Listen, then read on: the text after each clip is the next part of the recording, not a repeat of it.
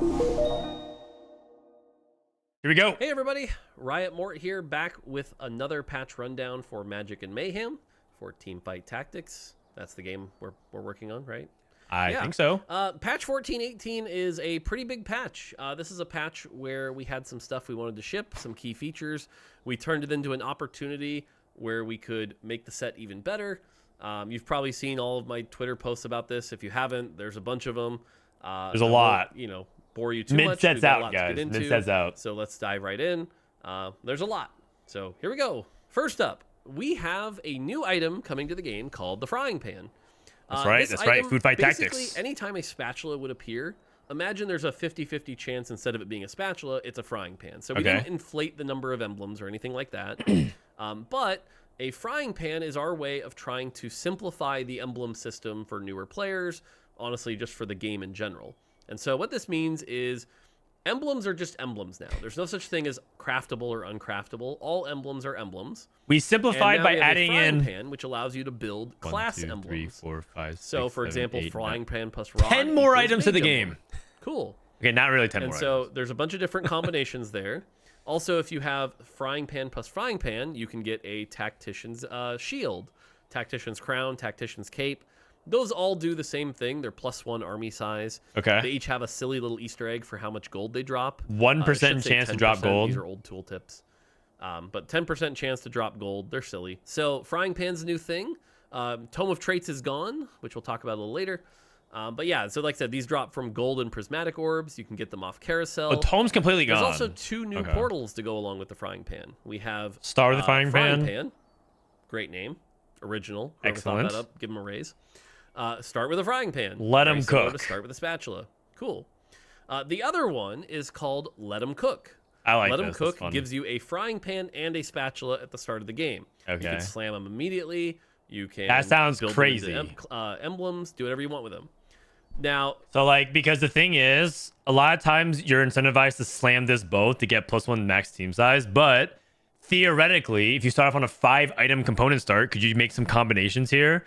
Like, could you play, I don't know, Frost and Hunter? I'm just throwing out random ideas there. Or like Sugarcraft Preserver, or yeah, some like Fairy plus, I don't know, Warrior. It'll be kind of crazy, some of the combinations, but I like the idea. Challenger players aren't going to like that portal. I'm calling it now, especially because you can reforge. The reforge rules around spatulas and frying pans have changed. Huh? If you reforge an emblem, any emblem, it will reforge into any other emblem. So if I reforge Mage Emblem, I could get a Portal Emblem. Yeah. That happens now because all emblems are emblems. Okay, there's no uncraftables. If you reforge a spatula, it will give you a frying pan. If you reforge a frying pan, it will give you a spatula. Okay. So a good thing to do, for example, on Let 'em Cook is go double reforge spatula. Your frying pan into a spatula. You've got 2 spatulas. Use them to make 2 Eldritch Emblems. Off you go. And then if you reforge a Tactician's Crown or Shield or Cape,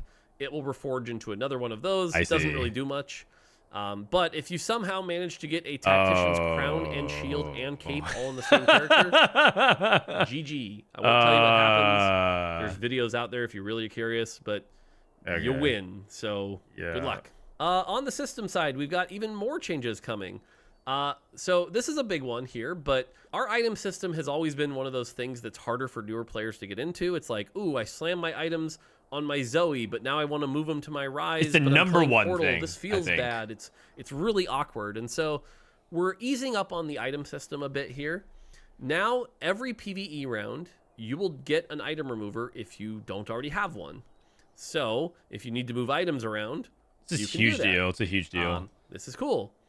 We did also lower the drop rate of natural item removers. Okay, so that you makes don't have sense. a bench full of item removers. Nobody wants that. But silly. access to item removers should be at an all-time high here, allowing you to move items around, figure stuff out like that. So let us know what you think of this. This might not be a permanent feature. We want to know how you like this. So definitely give us your feedback on that. Okay, so 2 things here. One, this is not a strict upside or a downside. The upside is the game becomes more accessible for new and casual players, like, because you should theoretically be able to have more options for your item remover, which is a good thing. I think there's an inaccessibility to TFT that more talks about. If you guys ever watched the first time Ludwig, the popular YouTuber, ever played TFT, it is eye-opening to how hard TFT is to get into as a game. His chat was saying, like, you need to upgrade Yasuo by getting 3 Yasuo. So he thought that if he played 3 Yasuos on the board, it would upgrade his Yasuo, but that didn't happen. So he was getting mad about that. And then he said, you need to slam items on Yasuo. So we put 1 belt and like 1 sword on 2 different Yasuos and nothing happened. So he just like did not get what the hell was happening. So, and he raged. And then the poor Sea-Dog is like trying to coach him through with his like sultry voice actor baritone voice. Like, oh yeah, you just have to combine. I love this game. And then that Ludwig's just raging the entire time. Like, I don't understand what's going on. He quits the game and then plays super auto pets. So I do agree that accessibility is important. The second thing is that this actually makes it so that you're less punished for item mistakes. That's like the downside theoretically. Like it removes a little bit of like the flow of how you have like a 1-cost item holder and then you hold units on your bench. Then you have to like figure out if you want to sell it for econ. There's a little bit of this, but I don't know if this is like that's like that significant enough versus the upside of just having more item removers. The bench itself is also really still clogged, so maybe that ends up making the bench really cluttered, but who knows? Ludwig, I don't think shop odds. 4 costs. 4 costs on 8 are a little less consistent. Maybe he's down, maybe. It's just, you roll down 60 gold and you only see like 12 of them. So we're increasing that by 10%. Try to help 4 costs a little bit more without just, buffing them up a ton. Probably won't go higher than that because at 25%, then it becomes optimal to stay 8, never go 9, and roll for 3-star 4 costs. But this should help 4 costs a bit. 4-star champions. I like it. This is incredibly rare and Easter eggy and silly and not something you'll see in competitive. But if you manage to get 27 copies of a champion, you can 4-star them. I've shown this a couple times on streams. Augments like Worth the Wait can do this. Pandora's Bench can do this. But if you get 3 3-star poppies, you have a 4-star poppy. Cool. And yes, if you get a 4-star poppy and then do a charm, one of the polymorph charms, you can have a 4-star 2 cost. It is possible, hypothetically, to get all the way up to a 4-star 5 cost. And you can just keep upgrading we'll have it? a video soon. Okay, armories. This is a nice quality of life one. Back when we were dealing with a bug around Heartsteel, we kept increasing the click lockout timer to try to fix a Heartsteel bug.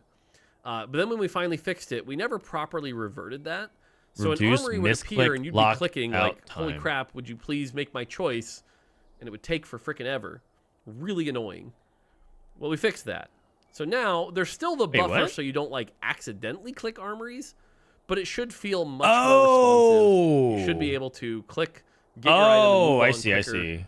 So should be a nice quality of life improvement. Okay. So basically, like sometimes, how TFT players have like, ADHD and they like just keep spam clicking all the time. And then sometimes they accidentally click things that they don't mean to when a menu pops up, right? So they're talking about the armory, like, like a treasure armory or like a portable forge. In Heartsteel, sometimes people accidentally clicked raise the stakes when they meant to cash out. So they increase the lockout time. But this is like a quality of life to half that, so it feels like it's less like stalling and waiting when you need to make a quick decision. And then, yeah, like I mentioned, Tome of Traits is now gone from the game. Tome of Traits was an old item that was pretty confusing. It had all these hidden rules where like the number of traits active equaled tailored traits, stuff like that. Not a very approachable item. Nope. So Tome of Traits is just very unintuitive. Anything it would have dropped. A Tome of Traits has been replaced with something else. What about my Earth Legend? Instead of Tome of Traits, it's now a support anvil. What do we do with Ancient Archives? Never coming back? Goodbye, Tome of Traits. Oh. Overall good changes. For double up players, don't think we forgot about you. 2 things. One is the minimum reinforcement time accidentally got reverted between set 11 and 12. So we fixed that. We put that back to 11 seconds. Okay. So that reinforcement time, it feels so bad when you're like, you've barely started the fight and you're already getting reinforced on because somebody was AFK. It feels really terrible. So fix that. Yeah. The other thing is that in Double Up, we're noticing games, like we're happy that we've sped up games a bit. Games used to end on like 7-1 pretty consistently, but now they're ending on like 5-6. Way too soon. So we're lowering the damage a little bit in stage 3 and 4. Okay. We want Double Up games to go to about 6-3. That's kind of our goal here. So hopefully double up players. I haven't played any double up. A little more often. Anybody here playing a lot of double up? Is this true? Helps double up. Okay, traits. Lots to talk about here. Traits 1 of 3. First off, Arcana Xerath. Just so much true damage for a free 5 cost you throw in. You know, you run like 3 Arcana and are doing 24% true damage. 2, 3, 5. That's wacky for a team buff. Way too good. So we are nerfing 3, 4, and 5 Arcana Xerath here. Should make the other options better. Should be less true damage all around. We don't really need a single 5 cost giving your entire team 30% true damage. That's silly. So, plus it allows us to put more power in the champion himself. So, yeah. Blaster. Blaster's basically been a trait that's been underperforming. Part of that is the champions, which we'll talk about later. Part of that is the trait. Solo Frontline Ezreal? Someone goes, oh my god, they're buffing 60%? The champions and the traits. But Blaster is getting a buff. It's not a major one here. You can see here 12, 25, 45 going to 15, 35, 60. 4 kind of getting the biggest chunk of the buff here. But Blaster should be a bit of a better trait. That's a bit. I mean, that's a pretty sizable buff. That's a 33% buff. Gets a lot of love here. First off, the Chrono proc, when it finally does proc, if you're running like 4 or 6, happens so late unless you're playing literally blue buff Karma. And even with blue buff Karma, sometimes it takes a long time to proc. Okay. So we're reducing that by 2 seconds. So it should proc sooner. The other really annoying thing is that the heal didn't happen until the end of the freeze. So like the freeze animation would start, the freeze would happen, and then eventually it would heal. And so if anything died in between that, you know, felt bad. Now the heal will happen right away. So the heal basically also a big happens deal. Like 3 to 4 seconds earlier. That's really big. Feel a lot better. Yeah. 6 piece also getting a pretty big buff here. The stun duration going to 4 seconds. And we're shifting the power from attack speed, which not a lot of them want, into AP. So 6 chrono. Oh my should be gosh. Good stuff. Eldritch generally underperforming in the late game especially. It's not even as good of an opener as you would expect a summon trait to be. So Eldritch 3 is just going to have it's 33% when not cast throughout the entire game. Should be a little bit better. I was reading base damage. Yeah. And then 5 and 7 were really good early. Like if you had 5 Eldritch on stage 3, your win rate's insane. Or 7 Eldritch on stage 4, your win rate's great. But it just didn't do anything off a cliff. And so we raised their stage scaling a bit. Right. So they'll be a little stronger in the late game. Should help Eldritch be able to be played later. Yes. The problem with the interesting thing about Eldritch was that you actually didn't mind getting it off of early game with like flexible because you could just reforge it later. This 3-piece higher base stats should make it much stronger again early game. Right now, early game's dominated by like Portal and Shapeshifters, so like maybe now it goes to Eldritch Shapeshifters instead. Good changes. All right, Fairy. Fairy is one of our bigger reworks here. The trait really hasn't also is a buff to Syndra, by the way. There's some playable comps, but they're really hard to get into. Mostly people play it for the free 2-piece trait activation and the free crown. We're making the 2-piece harder to get into. Oh, right. So now you have to go... It's a 3, 5, 7, 9. You get a second 3-piece crown. will give you that crown. And the crown is more powerful. You're getting more health. That's crazy, So it is man. a buff from 2. It's not literally just 2 became 3. It's a buff. But you also, at 5 now, instead of 6, will get the crown. So you already got the crown. Then at 7, you get a second... you get the armor at 5. A second crown at 7. That's crazy. So 7 should be a lot more powerful. Then 9 with will 55. become Radiant. Now, this one, I'll be honest with you, I'm interested to see how it plays out. It makes comps build a little differently, which is nice. My read from PBE has been that it's kind of weak still. But I've seen a lot of people look at this and go, 7 looks insanely broken. You get 2 crowns. Yes, that's so my we'll be take. interested to see where it lands. Either way, if we have to make follow-up adjustments after this, we will. But the goal here is to make it, honestly, easier to play and make more sense. So easier to play, but like, one thing that is going to be less easy to play is splashy in the fairy. So for example, right now in like a Callista comp, you just play Rakan and Callista. Now it's like you don't get the crown for that, so you have to play something like Milio, and if you're not, maybe you play Katarina. So there's some aspects about vertical fairy that's easier, but then also like harder to splash in, which I don't know if as a person that wants to play like a 2 fairy piece to help, play a little bit more flexibly in that sense, that's a downside. So I'm not entirely sure how I feel about this change. This is probably the one that I'm the most skeptical about so far. Okay, so there's 2 things going on here. The first one is that basically nobody was playing Honeymancy until like 3 days ago. Yeah, this is there was that, and this is part of us having to develop patches in the future. But the second thing, even is ignoring that, is that Honeymancy really didn't live up to like the fantasy of like, look at all my bees, my army of bees, ha ha ha ha ha. So we wanted to kind of solve those two things all at once. Okay. The first one is that now it always grants 5 bees, and you always pass 2 on death. The nice thing here is like if you're running 5 Honeymancy, your final guy will end up having like 11 bees, and it looks really cool, you know, instead of just before it was like 7 bees. So, and then from there we have they want the laser core fantasy damage levers for each one. Laser so it's core. like based on the damage dealt and the damage taken, so we can balance that accordingly. And if you manage to get 7, they will also fire twice as fast. Now keep in mind, firing twice as fast does not mean double damage, since it's based off the damage you're dealing anyway. But it does mean less wasted damage, right? Instead of shooting 1 big giant shot for 3,000 that overkills, you can shoot 2 shots for 1,500, and that won't be as wasted. So, Honeyman. There's a build back in the day where you would trap your Blitzcrank in the corner, and these were laser core drones, which was the equivalent of bees, sort of. They just like the drones would shoot.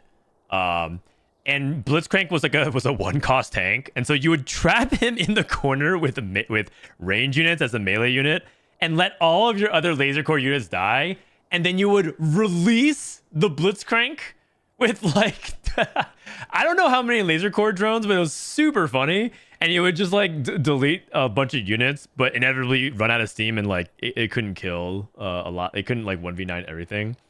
I think they're trying to replicate that, so maybe we can have aircraft carrier blitz come back, but with Honeymancy. That'd be kind of fun.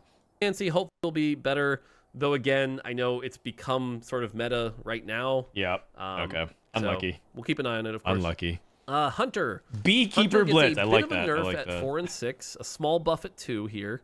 But mostly this is to just kind of rebalance the numbers and put them in the right spot. But also so that 6, we really like how with a lot of these classes, if you hit the max, you get like an extra bit of flavor. Granted, it's a boring bit of flavor here, but yeah, agreed. 20% attack speed for those hunters to help them get that first takedown, to help get that bonus AD. This should overall be a buff to 6 Hunter. It is intended to be a buff to 6 Hunter. It's just, you can't literally just give them 20% attack speed and be like, that's fine. So, yeah. But again, also at 2, they can be played a little bit better. So it is, all right, it is better. It is a buff. Mage doesn't change at 3, 5, and 7. But Mage had a 9-piece, and it was the most boring, least played chase trait in the game. This one is sick. I played it. Woo! So we changed that. Now it's a 10-piece, so it's a prismatic chase trait. Especially with Frying Pan, you'll be able to build these now. If you can manage to get 10 Mage, things are going to go crazy. So instead of 150% AP, it's now going to be 140% AP, and Mages cast much more. Now, what much more means, if you haven't seen the clips, is your mana gets set to 20. That's right. So you're going to cast a lot. Basically, every unit has 20 mana now. Pew, pew, pew, pew, pew, pew, pew, it's very crazy. Because there are some units who have like 130 mana or something like that, 140 mana. Like their abilities are intended to be casted once, maybe twice per fight, and now you get to cast as like 10 times in a fight. It's crazy. Yeah, very fun. Very fun. And remember, you'll have emblems. Yes, 20 max mana. Like yes, that is Mage correct. Tom Kench constantly CCing people, or Mage Zareth just going crazy. It's fun. So if you can hit it, it should be a fun, satisfying prismatic. Portal, the 10-piece is a prismatic, but it was supposed to be a lot like Mythic from last set, where it's the easiest to hit prismatic, but the weakest. It's not quite weak enough. The line's really thorough, but it shows up a lot. So we are nerfing it a bit here. Each proc will happen 0.25 seconds less often, and the bombs are getting nerfed pretty heavily. That being said, it's still 10 portal. This sounds still like it's going to win. It's still going to have like a 1.8 average finish or something like that. Don't expect this to like, I can beat 10 portal now with my no, it's still a prismatic. But we are lowering it a bit. And honestly, we have to keep lowering it. We will a little bit more. You probably have to. It's still a prismatic, so it's still looking very Shapeshifter, insane. Much like Hunter, gets a little flavor at the end. We lower the max HP, but they gain a HP regen. Should feel fun. So, yeah. Okay, yeah. I mean, this is also really good. Like, this is just generally big good buffs, or just like buffs to make it feel like it's actually worth chasing. 10 Portal's still really OP. 10 Mages is also very OP. I can imagine 10 Mage now being just as like basically the only thing to beat 10 Mage might be 10 Eldritch. But yeah, overall good changes. Scholar had this really awkward thing where it was like 3, 6, 12 mana per auto. And yes, I know we have overflow, but like 12 mana per auto is very weird. Were you really playing 6 Scholar for 12 mana per auto? Not really. So we want to get those numbers nice and round. So now it's 3, 5, 10. Sure. But then the jump from 4 to 6 is like, who cares? And again, we're trying to add some flavor to the classes. So now Scholar also gets some AP, 10, 15, 20.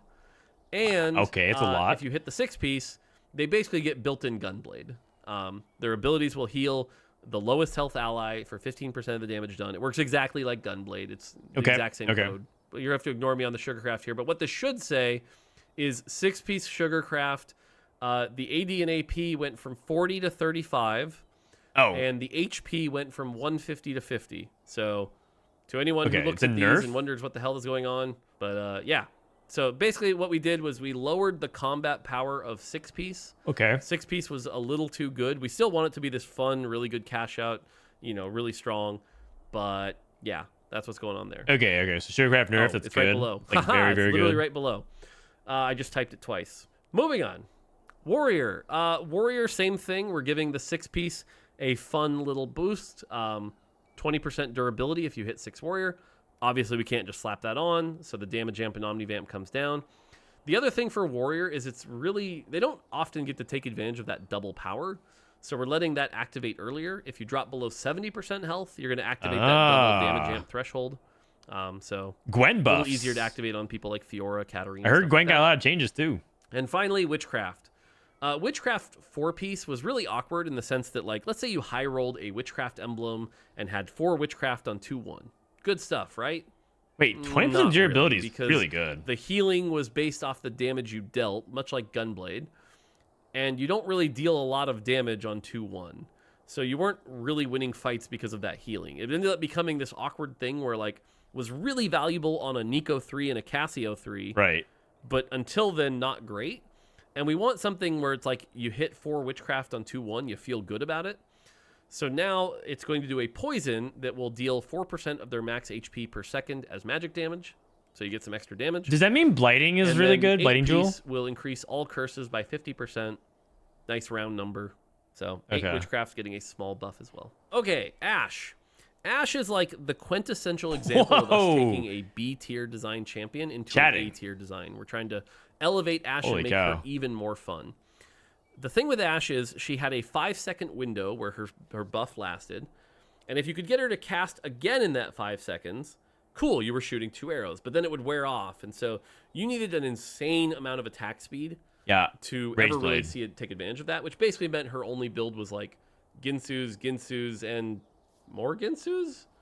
I mean, Last Whisper, I guess. Runin's Hurricane, Category 5 was good. Really kind of limited how she could work.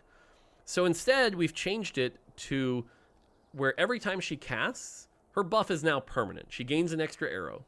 So if you can get her to cast like 4, 5, 6 times in a fight, you're shooting 4, 5, 6 arrows. It's really satisfying watching her go. Brr, brr, brr. Feels really good. It also opens up different item builds. I like more dog sound effects. Ginsu's plus Shojin is now a pretty good build. Ginsu Shojin Ashe. Throwing Nashers on you really could. Shojin I'm not Ashe. saying you should before the challengers meme me, but she should be. Her best in slot will still be Ginsu's. But there are more options now. Is kind of the idea. I think this makes Ashe a lot more fun, especially near the end of fights where she's shooting like 6, 7 arrows. It feels really good. It does sound Obviously, fun. The mana cost had to go up a little bit. It does sound fun. We also fixed a bug where Ashe would shoot more arrows at secondary targets than primary targets if there were more arrows. And Ashe no longer queues up subsequent arrows to fire a fixed duration after her attacks. This delay is now based on her attack speed. So she should feel smoother, feel better, more satisfying.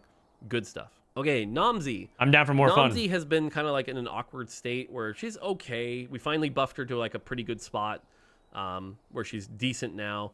You're still not really playing reroll Namzi, but like you could play her in the early game pretty well. So we're changing her ability a bit because the most frustrating part about Namzi was You would shoot this spell at a target that had 100 health.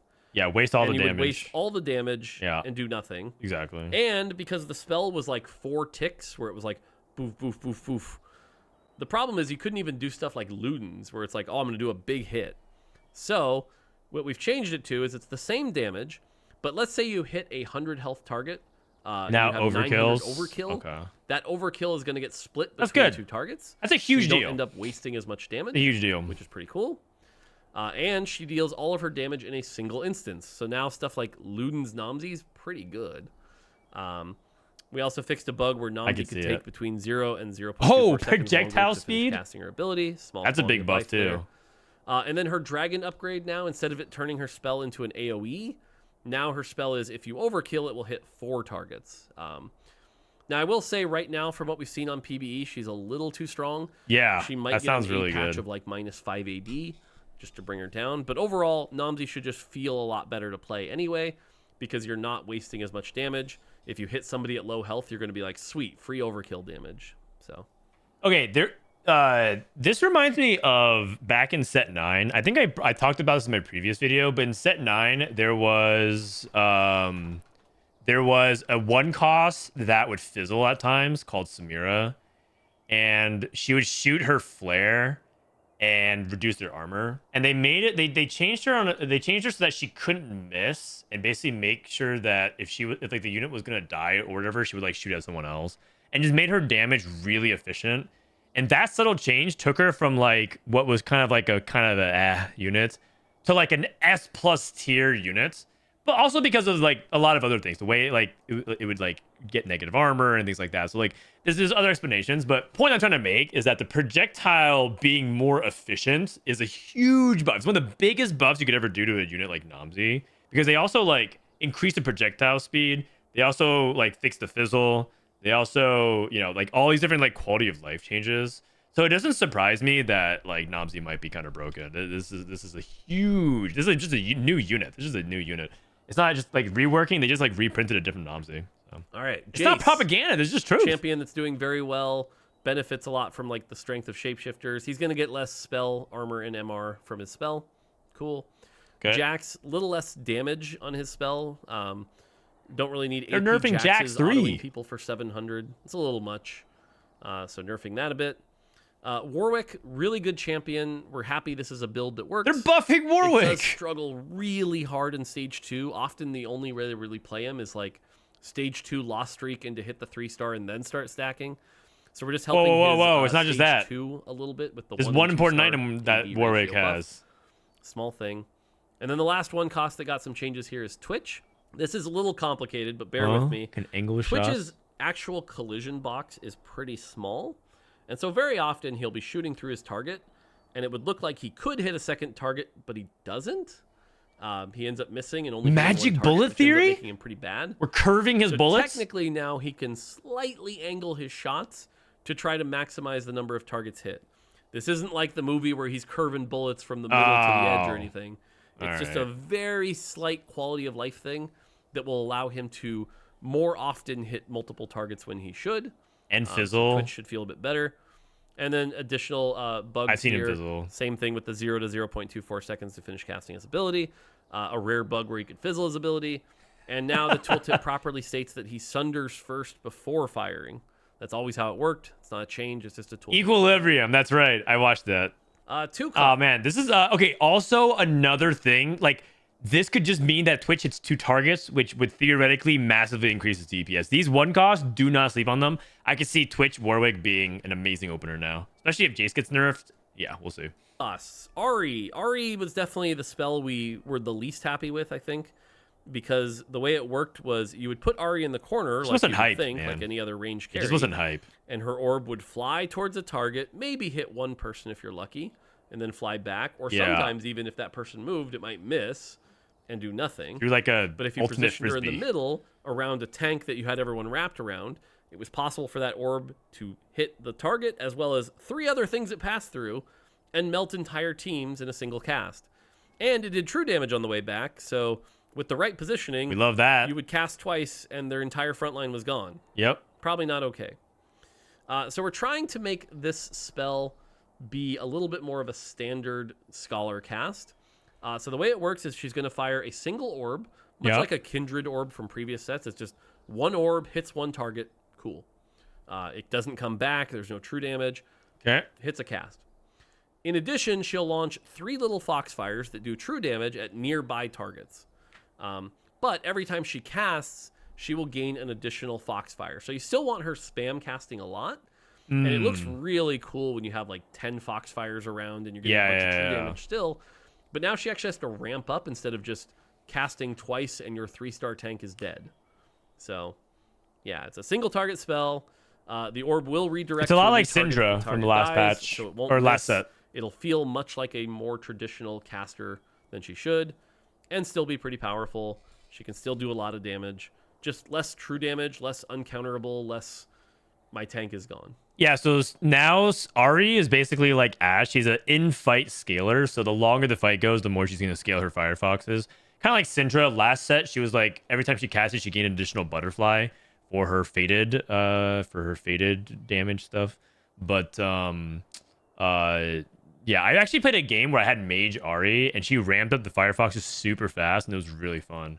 So I actually do think this version of Ahri is much more fun. Agreed. All right, Cassiopeia. Much like Ashe, the only build on Cassiopeia that works is Ginsu's Gunblade or Ginsu's Jeweled Gauntlet. You know, not Gunblade. Like don't build that. Ginsu's to maximize it's actually that 3 5-second window. Ginsus is the best build for cast. After this, her best in slot will probably still be Ginsu's item, but there are more options now. You can instant put ability EP cast on her, time, and it'll actually be okay because the way it works is you empower the next 3 attacks to deal a bunch of bonus magic damage, and the mana goes down to 30. So now it's just an alternate. So if you run like Death Cap, maybe Jeweled Shiv Gauntlet, then. Those spells are going to hit hard. They're just like chunk, chunk, chunk. You're not wasting all this value. Oh, they can trigger Wit's End? So should open some alternative builds. She can be an item holder now for Karma, and you won't feel nearly as bad. To normalize that, we had to lower her attack speed back to 0.25. Or 0.75, 0.25. 0.25! Holy her spell cow. now casts instant, so now there's not this delay if she is heading a high attack speed, which is nice. And then we also fixed a bug where she wasn't working with Wit's End. So now she works with Wit's End. So Wit's End, Cassiopeia, best in slot. There you go. I didn't know that. Gigabits, I think, as the kids say. Okay, 2 costs. Most of these changes around 2 costs are just trying to normalize their 3-star values a little bit. So you're going to see nerfing 3-star Kali again. In various spots here. They aren't meant to change things dramatically. So for example, a Kali 1 and 2, tiny buff, but a Kali 3, tiny nerf. Just kind of normalizes her a little bit. Kassadin 3, very tiny nerf. Kog'Maw 3, very tiny nerf. Not trying to hit the 1 and 2s.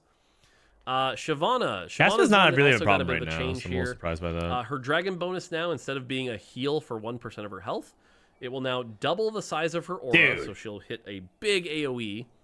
Someone on PBE played a Shyvana too and had like a spark on it, and it like 1v9'd my team. It was crazy. I think this unit actually is bananas now. And it will deal 30% more damage. Shyvana right now on PBE is a beast. I could see her getting toned down a little bit. The spell buff was a lot for Shyvana. Okay, he's got his eye on it already. But yeah, Shyvana, tankier, more damage, and 3 dragon should feel a lot better. I'm Shyvana 20 out of 20. And then there was a small thing where Shyvana no longer deals damage the instant enemies hit the aura. It has to be on the per tick basis. Okay, that's still really good. And then again, more frameworky stuff here. Neela 3, very slight nerf. Shyvana's the best assassin in the game. Buff, just saying it. 3 microscopic nerf, but not Wait, really nerfing Neela? Secondary damage is buffed. Zillion 3, very tiny nerf. Rumble 3, very tiny nerf. Tristana, apparently I didn't put colors here. Nerfing hero augments. Tristana normalized as well. So yeah, these aren't the right Tristana numbers. She was very similar to these though, where it was like 2-star buff. Wait, they're nerfing Zillion 3. How did they know, man? They took my tech. Zillion 3. I mean, they're buffing things like warriors, so they're just like adjusting. And like they said, they're doing fine tuning. It's not going to make or break it, but I can imagine Neela Akali is not going to be very popular for reroll anymore. Also, the nerf to Zillion 3 is kind of funny. There was a build with you play Hui 3, Zillion 3, and Zillion 3 would actually go crazy, but they nerfed my comp. They nerfed one of the most woke comps. They nerfed Time Flies. Okay, I'm about to drop you guys some sick knowledge. You go Zillion 3, and you front row him with a Zonia's, and then you have Tristana with in the second row so that Zillion bombs their frontline unit and then Tristana blasts them to the back for maximum AoE. They nerfed that comp. It was too broken. It was too broken. The new time flies. Okay, comp. on to 3-cost reworks. Ezreal. Ezreal was a champion that if you happened to land a good shot, sure, you could do a bunch of AoE damage. But typically, you would put him on the back line, and then he would teleport awkwardly to the second row, shoot through his target, hit one thing, and tickle them. It wasn't very good. And the other thing is that he would often teleport himself into danger, which doesn't feel great. So we've made 2 big changes here. The first is that he will not blink unless he has an enemy nearby. So if you put him in the back corner, it feels very wordy. He's not moving. He'll just chill there, shooting his ults, happy as a clam. You don't have to worry about him jumping all over the place. Okay. The second thing is that, let's say you ever get down to your Ezreal 3 versus their Rumble 3. You're never winning that because you have no burst. Yes. Now you do. Ezreal will hit the first target he hits for a bonus amount of magic damage. So you'll see like sounds like a lot of damage. Magic damage on that first target you hit, which will allow him to be capable of taking down tanks. This makes him really good with items that have both AD and AP. Things like Giant Slayer are really good on him. GS sounds really good on Ezreal now. Something like Giant Slayer, Shojin, IE, a really good build on him. I can see Maximize both those damage. I can see that. Stuff like that. But yeah, we'll now only blink to the location furthest from the most enemies. No longer scales the primary damage with AP. The primary damage is all AD. Only that initial target is AP. Okay. Ezreal recovers from firing and blinking slightly faster. Hooray! Fixed a bug where he could blink while dead. And fixed a rare bug where Ezreal's ability could fizzy. Apparently I can't spell fizzle. Great. Delicious. Hecarim is very strong right now, actually. If He's you play very, Hecarim very 3 strong. and you get the right items, Hecarim is really, really good. The problem is he's very unsatisfying. If you've ever seen your Hecarim I disagree. charge, like I think he's actually very satisfying. He's killing a bunch of stuff. He gets a kill. He charges to the next target, and then he like awkwardly like bounces off of them and then gets stuns himself. It's really annoying. So we fixed that. So now the way it works is it's on takedown of current target. The next attack will deal bonus damage. What this means is if you're fighting 2 melee people, you actually get the benefit from your takedown. Feels good. Okay, I see. If the target is out of range, then you charge to them. They want to make it more we intuitive. We also updated the visuals for the charge, where now instead of like charge and bounce off, he just kind of leaps to them. Much quicker, much smoother. You won't feel like he's stunning himself. Life is good. So he resolves those Bounce is faster, funny, especially at shorter ranges. He can now attack earlier after resolving the charge.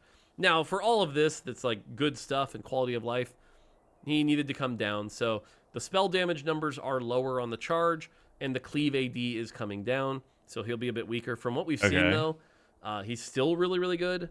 If you can get a Hecarim 3 going, I kind of expect it to be pretty high in the meta. You're not hit 3-starring Hecarim. Granted, no way. But if you can, very, very good still. Okay, overall, I would say that this is a huge change for Ezreal. He actually might be like insane. Who knows? And they're also buffing 6 blasters, so it could be a situation where you hit 6 blaster, Ezreal can one-shot the team. And they're addressing one of the biggest weaknesses of Ezreal, which is that you can't ever kill a super tank. I don't know if you guys have tried to play Ezreal 3 against hero augments on this patch, but it is pretty pitiful. He doesn't do anything. So this is a good change or a good like concept. The numbers might be too high. I don't know. It just looks like a lot, and they're buffing 6 blasters, so we'll see. But the one thing that's nice is that there isn't a lot of good 3-cost AD right now. If you are like trying to go play for 4-cost, you only really play around like Jinx at 3-cost. For like like the Last Whisper IE stuff. So maybe Ezreal becomes much more reliable, which is good. And that should bring up a lot of path ability. And then Hecarim, I mean, I think Hecarim's really good, and they just made him better. So I mean, they did nerf him like a tiny bit, but I still think Hecarim's gonna be insane.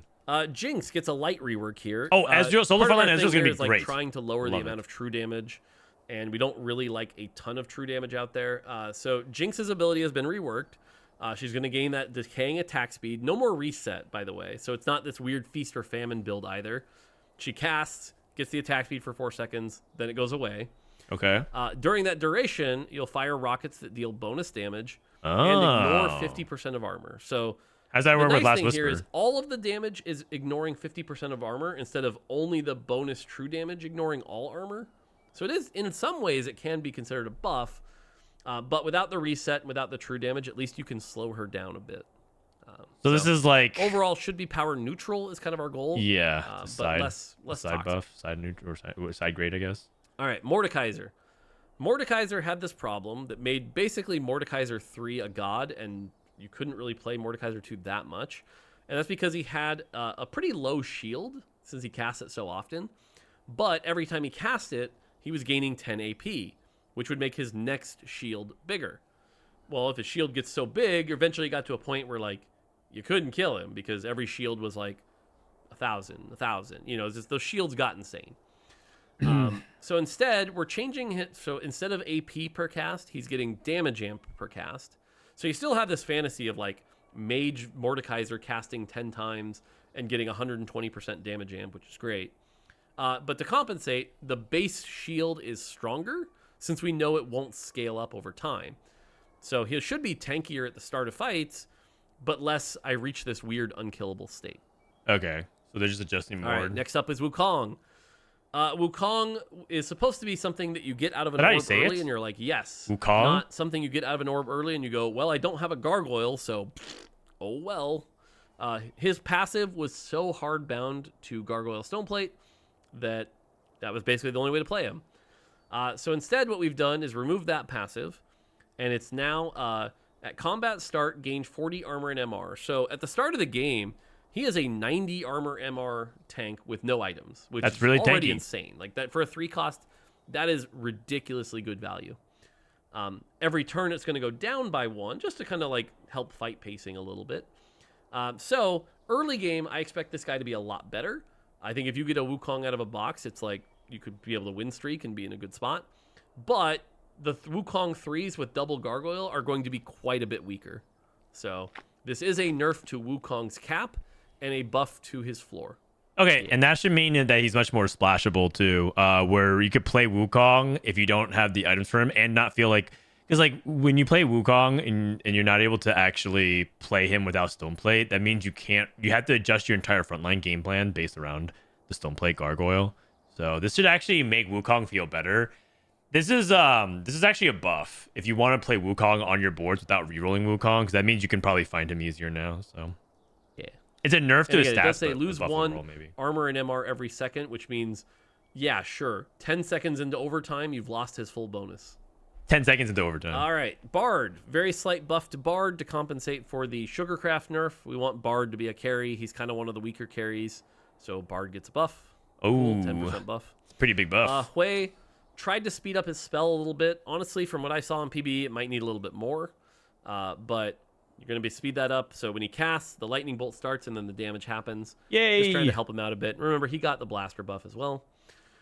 Nico, this is a buff to Nico 1 and 2, about neutral for Nico 3. A small buff, I think, for Nico 3. But basically less tied to max HP, scales off AP a little bit better, and just gives her some flat heal so that Nico early on should be less of a grief and more feel like a 3-cost tank. And then Veigar has definitely been the 3-cost that has done the best. Veigar is going to get a 10% nerf here. So Veigar, a little less strong. Shouldn't see quite as many Veigar rerolls next patch. Veigar's definitely the best 3-cost. They're buffing Ezreal and Hui and the blasters.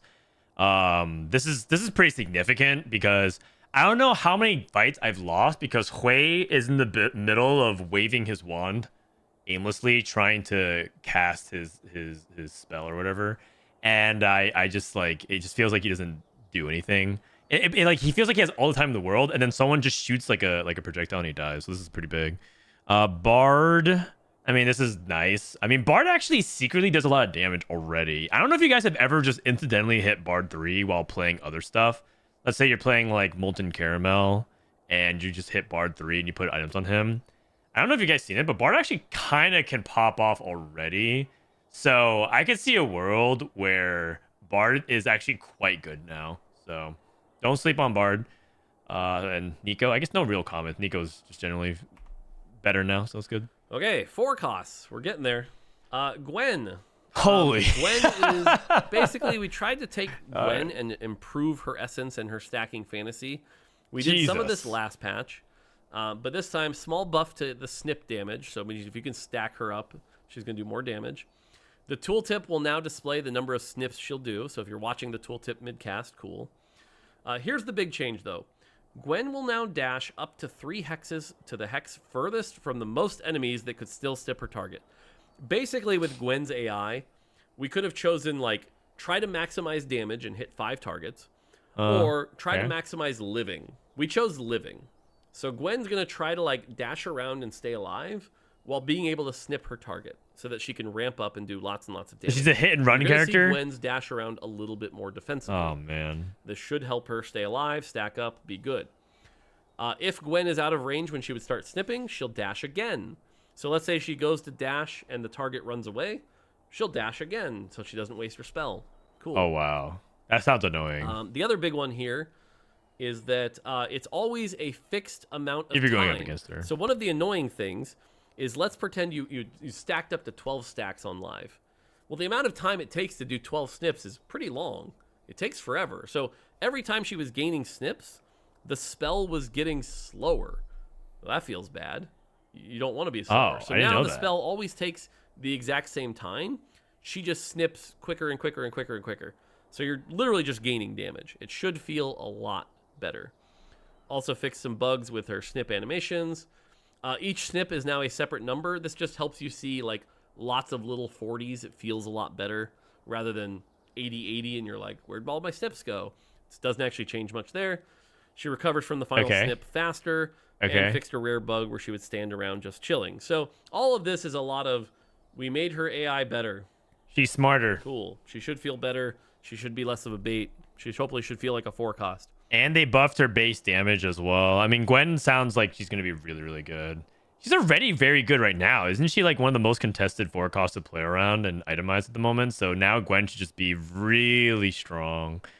And they also buffed around her with like warriors. So, well, like, I guess they did nerf some of the 2 and 3 costs. Never mind. So this ends up being, I can see Gwen being very, very, very strong. Fixing like the AI and how she targets and everything like that is like a huge buff.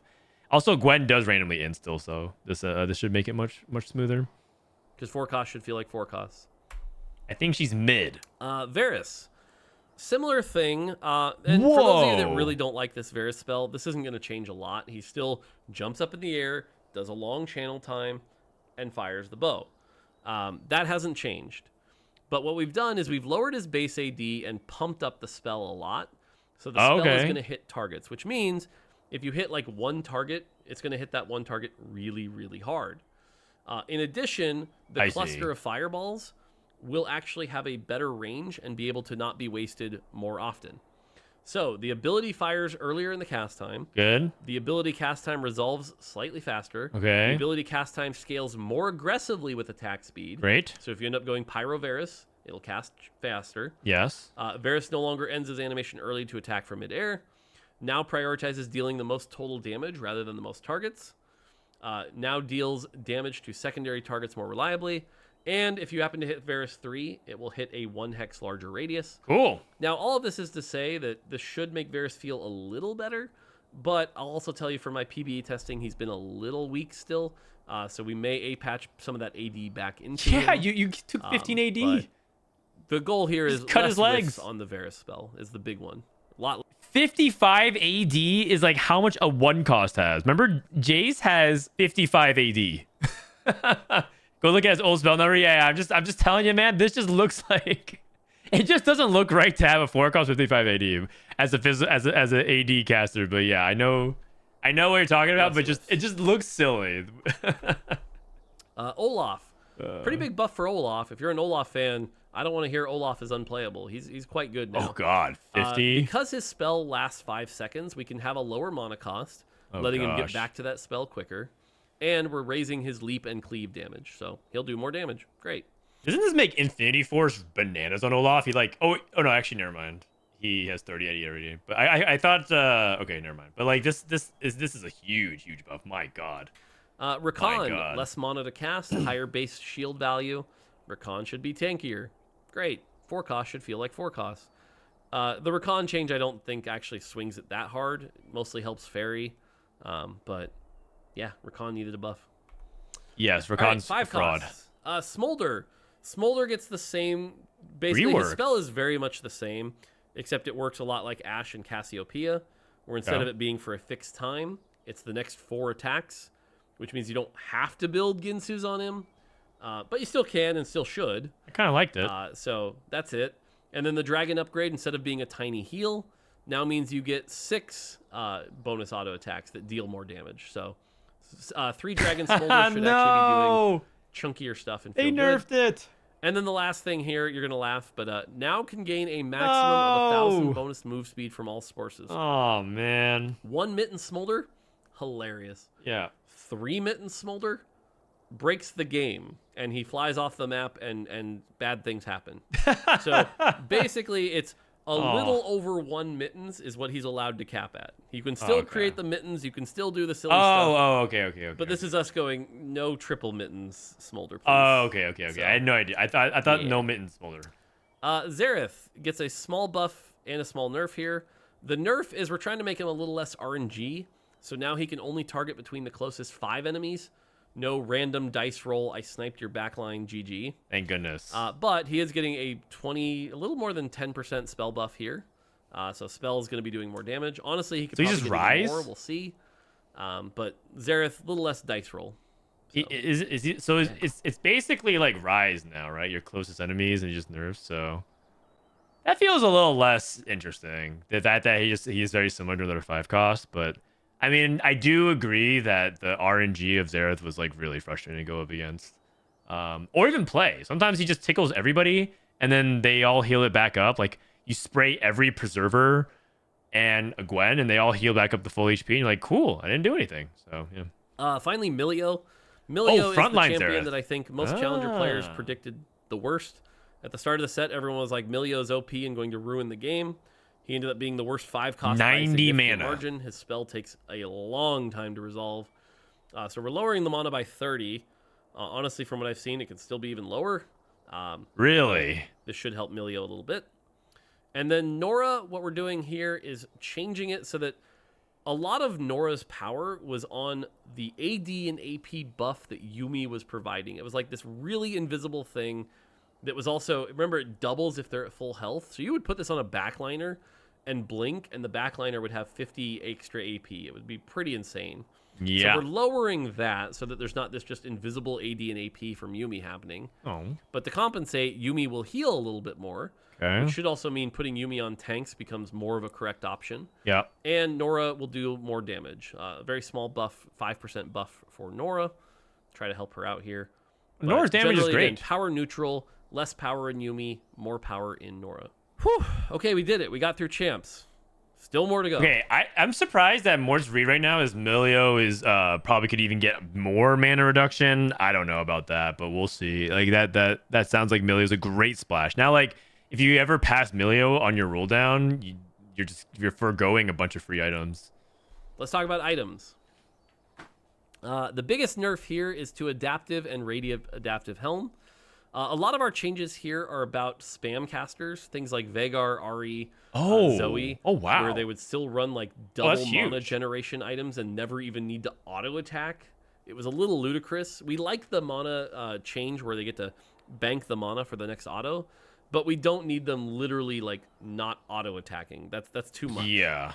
So the Adaptive Helm change that's really big here is while they're casting, they don't get to that timer of every 3 seconds generate mana isn't ticking. So you need to be in the like non-casting state, which means your Veigars and your Ahris aren't running double adaptive anymore. Yep, double adaptive. Their best in slot, which is intentional. Huh. Okay. Huge change. Also getting a little less AP. The other thing here is that we want items that are about casting more to be about casting more. We don't want them to be about casting more and doing more damage because then we don't need to build damage. So again, you don't want blue buff Shojin Veigars one-shotting your tank. So Spear of Shojin's going to get 5 less AD and AP. Nashor's is going to get a lot less AP here. It goes from 25 to 10, 55 to 30 on the Radiant, but much more attack speed. So like a Nashor's Ziggs should feel really, really good to get him back to attacking. Because again, Nashor's is an item about generating spell casts, not making your spell cast bigger. So that's what a lot of these changes are. Adaptive helmet. So this is interesting because this changes a lot of how item economy is going to work. So it's hard to say, but this is a very, like 15 AP is a lot. You guys would have sometimes slam Nashers as your first item, and you could actually still do damage. Now you might not be able to actually get as much damage in the early and mid stages of the game. And this also makes bow less valuable component if Nashers becomes less good. But really interesting. Also, I don't even know if Shojin needed this nerf, quite frankly, but we'll see. This is really interesting changes. Really interesting changes. Helm, Nashers, and Spear of Shojin, trying to get mana generation to be about mana generation, not also damage. Titan's Resolve. This is a big change that I'm sure a lot of people are looking forward to again. Oh, rebuffed. Had to make that change in Reverted. set 11, I believe. Maybe set 10. Where Titans lost one of its AP because we had champions that had really good AD ratios and really good AP ratios, which would lead to things like Yone having giant shields and giant damage. Yeah. Well, we fixed that with our champ design. Now their AP ratios are their AD or AP, which means AP champions can now use Titan's Resolve again. Yay! Yay! Great. So it's a less shit item. Woohoo! Good stuff. And then finally, Mogul's Mail. This item continues to still be very, very strong. It's going to lose 2 HP per stack. 9 seconds. And the gold delay is going to go from 6 to 9 seconds here. Pretty big nerf. We want the item to basically feel like a really good tank item, like a solid, gargoyle stone plate that that you get 1 gold per turn usually. Maybe 2 if you high roll. This prevents it from being what was usually 2 gold a turn, sometimes 3 if you high rolled. Yeah. So definitely a nerf to its gold generation. Okay, I'm done with it. We have some new and reworked augments first. Arcane Conduit. This is for Arcana. Arcana champions deal 10% bonus damage. If they start combat holding 2 items, they gain a recommended 3rd item. Basically, if you want to play vertical Arcana and commit to it, you can. Okay. You'll get up to 4 free items. So it has a really high ceiling. Yeah, that sounds like a lot. Draconic Mastery. This is my favorite one. It's a 2-1 augment only. You'll get a Namzi and Shyvana. If you score 60 takedowns, you'll get a guaranteed Smolder. Okay. Knowing that you get the Smolder for sure feels so good. Dragons also get 10% health and 18% attack speed. I love this augment. I'll probably take it every time I can. So I think I did the math. I saw this and I did the mental math. I think 60 means you should be getting it towards the end of stage 4. Assuming that your dragons are participating in almost all the kills in some capacity. If you're like somehow not having the dragons participate in takedowns being like assisted kills anyway, probably like stage 5. But this looks really good. If not, and Shyvana is insane, and Namzi is a lot better. So like this is basically like, I don't know, from my opinion, I think I'm gonna click it a lot. If you have anything remotely playable of a draconic line, this thing's really good. This one looks very good as well, like super high ceiling. You get up to 4 completed items for free for a gold augment. That sounds nuts. Like I like that they banned it on 2-1 though, so you can't just get 3 item Hecarim Ari and be up 2 items in stage 2. Flexible. Flexible is one of those augments we're going to look back on and be like, remember when this was gold at this tuning? It's the strongest gold augment ever made. We kept nerfing it, and it still had like a 20% win rate. Yeah. So bonkers. What is this? So we're finally giving in, which we should have done a while ago, which is it's prismatic. Yay. Honestly, still probably really good. Now, you'll notice, by the way, there's a line in here that says can no longer grant duplicate emblems. Oh. Unless we fix this. Ignore this. From PBE testing, this was still happening. Oh. So ignore that line. Okay. For now. I'll report when we fix it. Okay. We want it to not grant duplicate emblems, but right now it's still granting duplicate emblems. Frosty Frontline has been reworked because everybody loved fighting a target dummy with an Eternal Winter that would regen and have to fight it twice. Sure. No, they didn't. No. So now it's a new augment called Winter is Coming, which gives you this cute little wolf pup that gets a Protector's Vow to help him stay alive. Okay. And the wolf gains 40% attack speed and 300 health per frost tier. It's just extra frontline, but in a less frustrating way. And it's also cute watching 7 frost with the wolf like attack really quick. It's very fun. Yeah. It'll be like there's gonna be some comparisons between Neferi and this, but I've seen this one time and it looks fun. It's like who doesn't want a little dog to assist them, little pet. And then finally a new hero augment, Pillar of Flame. Yay, 3-2 hero only. augments. Shen gets a hero augment. Your strongest Shen's ability no longer grants damage reduction, but now summons a large molten pillar that damages enemies in a line. If you get this, you're going to want to play it in like a 6 Bastion comp. Give him like a BT Archangels +1. Does decent damage. The damage is spread by the number of targets hit. So, like, sometimes you'll burst down one target hard. Sometimes you'll hit, like, 5 pretty softly. But, yeah, Archangels is good to help him stay alive. Bastion, don't play him in Pyro. I don't think he's good in Pyro with this. I played it twice, and I didn't really stabilize that hard. But then again, I wasn't going for 6 Bastion. I was playing, like, you know, Warrior, Akali.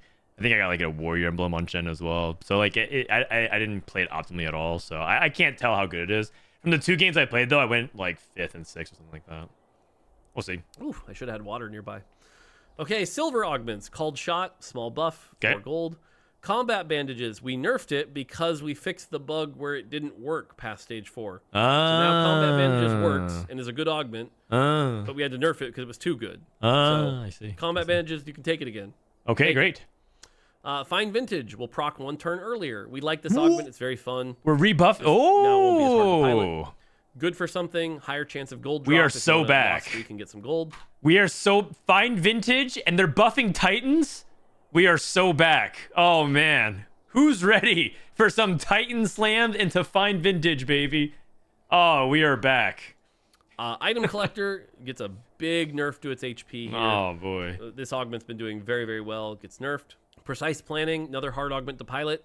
Every time you do it well, you'll get 3 gold. So if you can do this really well, a silver augment that gives 3 gold a turn is kind of busted. So this is actually not a bad augment already, Precise Planning. It's just really hard. It's probably one of those just like, in the hands of a really good player, this augment might be just ridiculous.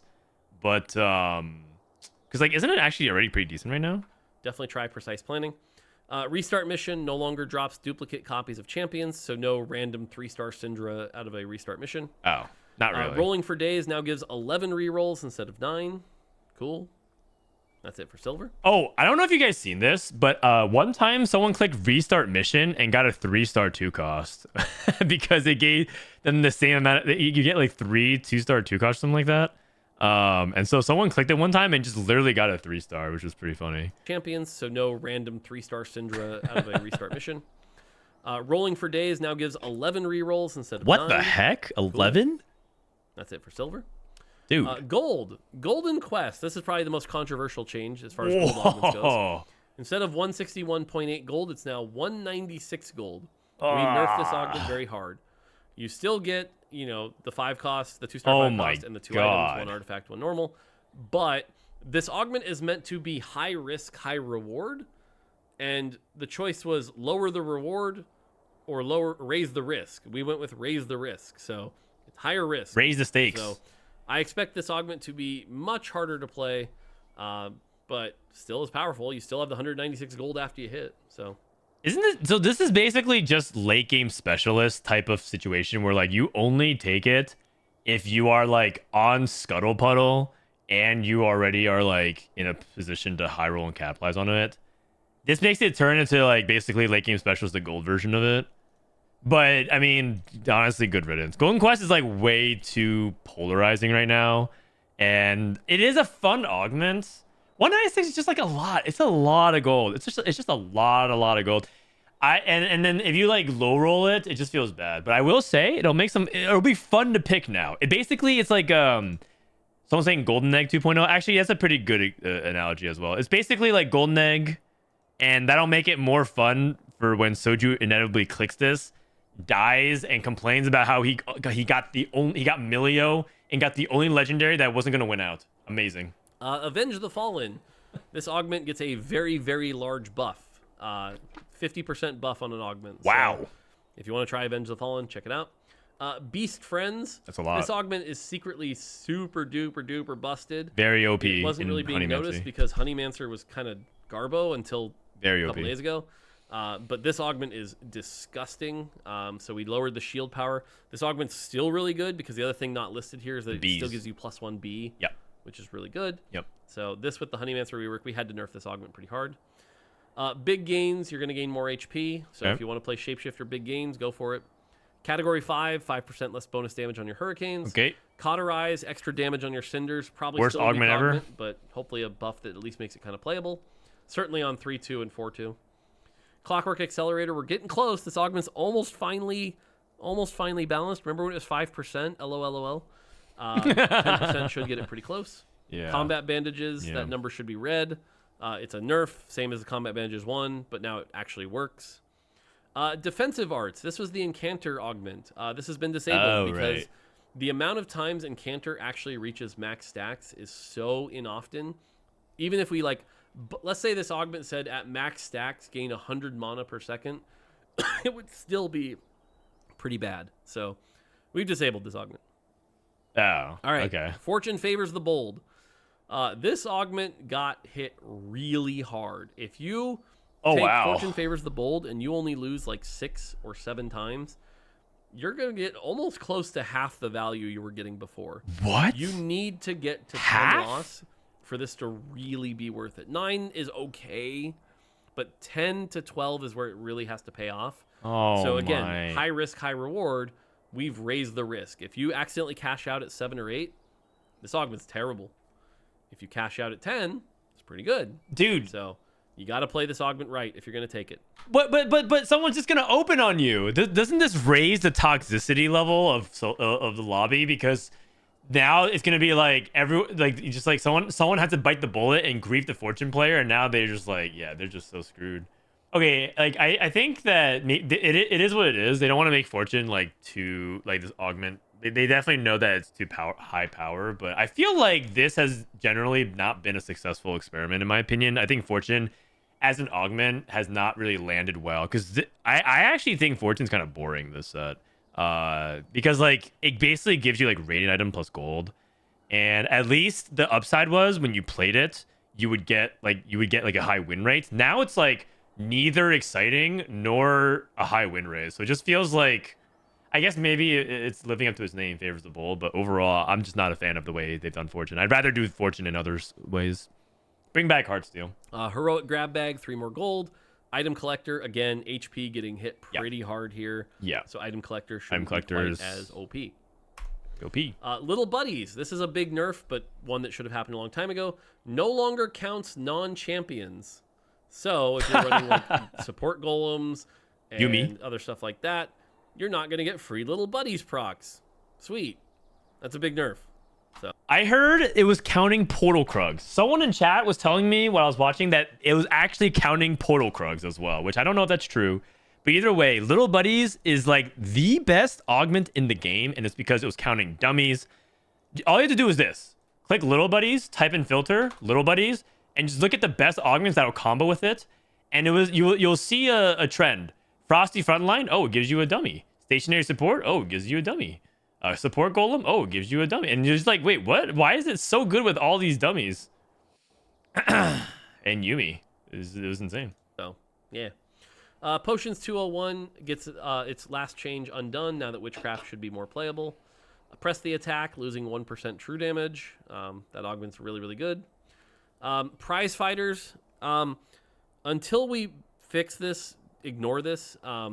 The text will say grants 2 components, but it will only grant you 1.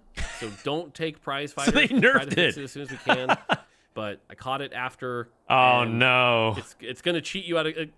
Essentially, we meant to buff this augment and ended up getting nerfed because something was hard coded. Oh don't take this augment for now. Oh god! Imagine you're not subscribed to Mortdog or terminally online and engaged in TFT 24/7. How are you supposed to know, man? Ah, Sag. So disable it. I don't know. It might. Unfortunate. Unlucky. Sleight of hand, 100 bonus HP less. This augment's really, really good on 2-1. So it had to lower the bonus HP. Trait Tracker. This is actually one of the riskier changes, but should be fun. Whoa, they're buffing this. It's going to grant another emblem. So 6 emblems is okay. This is fun. good though. You get a lot of emblems. But it is disabled on Trainer Golems. We don't want you to just be Trainer Golems into Trait Tracker. GG, So, but lots of emblems. Again, another high risk, high reward. This is huge. This is huge. Trait Tracker. Okay, I think Asa was telling me that no good player can ever bot 4 with Trait Tracker, which is and it's at 5. So Trait Tracker is definitely one of those things where it looks terrible in the stats, but all you have to do is filter it. Trait Tracker 5.0, move up 4.8, 4.6. The good players know exactly what to do with it. So yeah, Trait Tracker is that's a controversial change. But hey, you know, they took Golden Quest out to the back, behind the barn, behind the shed, and then they basically cut Fortune at the knees. So at least we got one high risk, high reward payout. Prismatic. Upgraded Adventure will grant 2 less 1 costs and has its values only slightly lowered. This isn't a big nerf. They all lost about 10 gold of value. So still should be a good augment, just a little bit of nerf. Hard Commit gets a pretty big nerf here. Champion granted, instead of being tier stage +1, will now be stage, which means you're getting your 5 costs a whole stage less. Okay. This is a pretty big nerf. That's a huge nerf. And then this is the other really, really scary buff. Calling it now. We know this is a more risky, but the Forge was a pretty niche augment that required insanely good skill to pilot. So to buff it, we gave it another artifact anvil. When you take this augment, all your items become artifacts randomly, and you get 1 anvil to choose from. You just gave it portable forge. But being +1 artifact anvil is a lot of power. That's huge. My recommendation is, if you're confident in your skills, take this augment. It will be very, very, very strong. This is, so you might be thinking like, okay, it's just like one other artifact, but you get to choose the artifact, and more importantly, you get to choose how to combo it. Because as you guys know, an individual artifact is really strong, but when you combo artifacts in a specific way, they can get really broken. So there's some really well-known documented ones. Okay, they might not be well-known, but back in set 11, there was a combo where you could play Silvermere Dawn and Horizon Focus. And Silvermere Dawn stuns, and Horizon Focus does percentage damage every single time you stun. So if you're able to like know the combinations and figure it out, this actually might make it straight up OP. So we'll see. This is a crazy change. Or trench coat plus combos. Like, yes, exactly. Sectors, in which case. And then finally, for those of you that hate hero augments and were worried we weren't going to touch them, hero augments are being lowered in power. We like hero augments. We think they're fun. But when they're S tier, it's very frustrating. We get that. I understand that. So all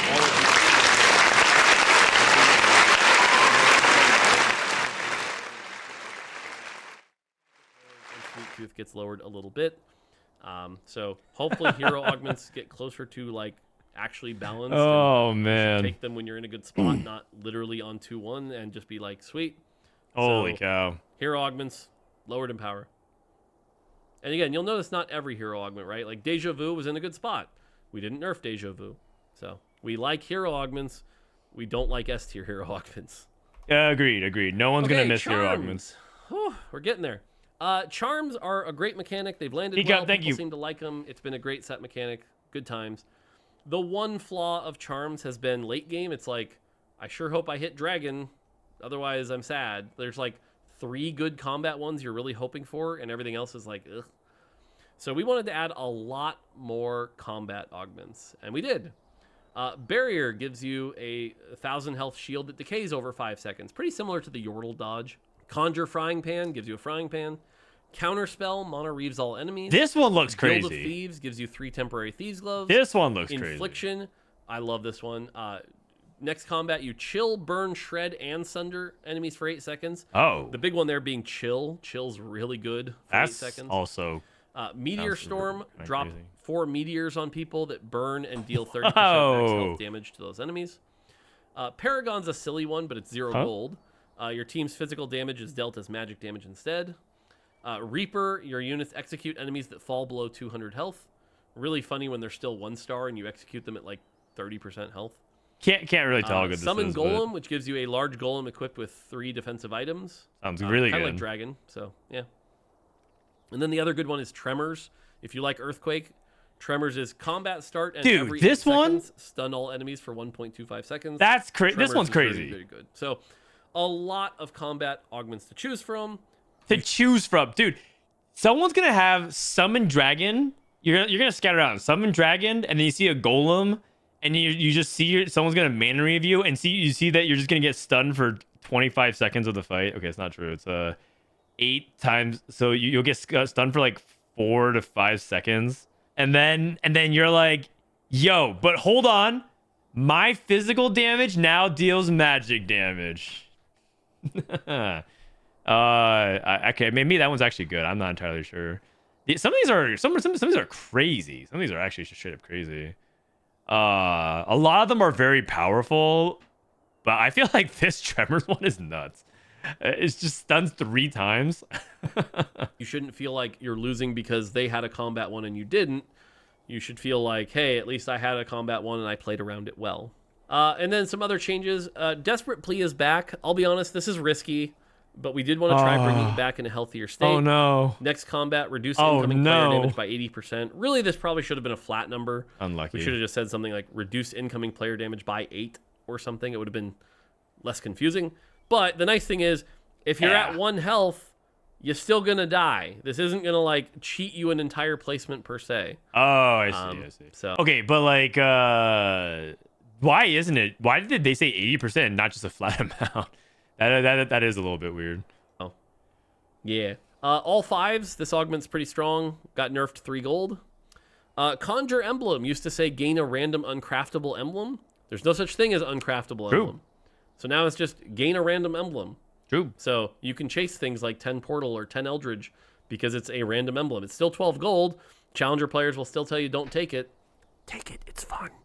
Okay, actually, so the thing is, this is actually a buff. This is actually a buff because you would rather take Conjure Emblem if you could get some craftable emblems.